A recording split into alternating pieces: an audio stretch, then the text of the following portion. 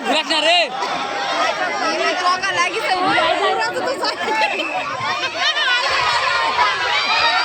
পরবর্তী প্রতিযোগিতা ছেলেদের 1500 মিটার দৌড় যারা দৌড় প্রস্তুতি